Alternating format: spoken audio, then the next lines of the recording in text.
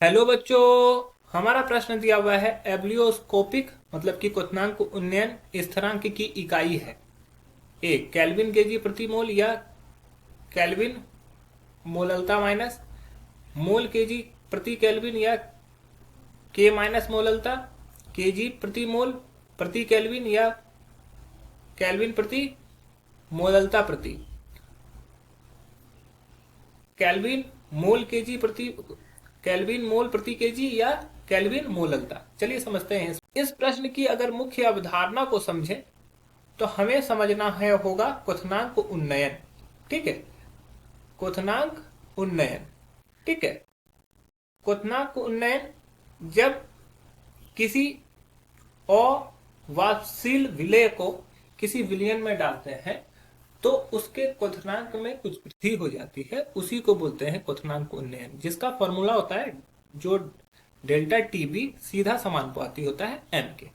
तो delta TB अगर बात करें तो ये इक्वल्स टू हो जाएगा के बी, यहाँ पर इसी को बोलते हैं क्वथनांक उन्नयन स्थिरांक।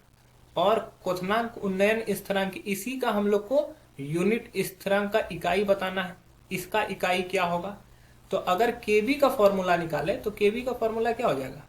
Delta TB by M. Delta TB किसको बोलता है? डेल्टा टीबी बोलते हैं हम लोग, इसका जो डेल्टा टीबी का जो इकाई होता है वो होता है केल्विन, क्योंकि ये ताप है।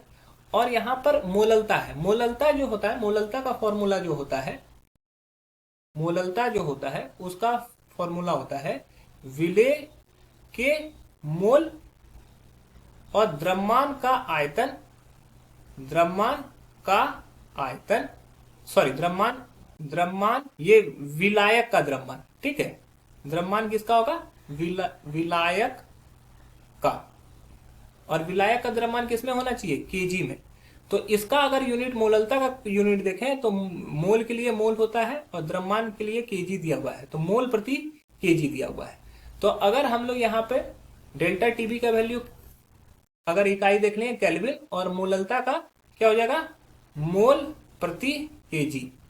जब इसको सॉल्व करेंगे तो क्या होगा? Kelvin into KG by mole, क्योंकि ये वाला क्या होगा? पार्ट पलट जाएगा, केजी ऊपर चला जाएगा, मोल नीचे आ जाएगा। तो इसकी इकाई कितना निकल गई? इसकी इकाई जो निकल गई केल्विन केजी प्रति मोल, केल्विन केजी प्रति मोल। या फिर इसी को क्या लिख सकते हैं? ये मोल प्रति केजी को मोललता से भी डिनोट किया जा सकता है। मोल प्रति केजी को किससे डिनोट किया जा सकता है? मोललता से। तो ये के बाय मोललता, या इसी चीज को लिख सकते हैं के पर मोललता, केल्विन पर मोललता।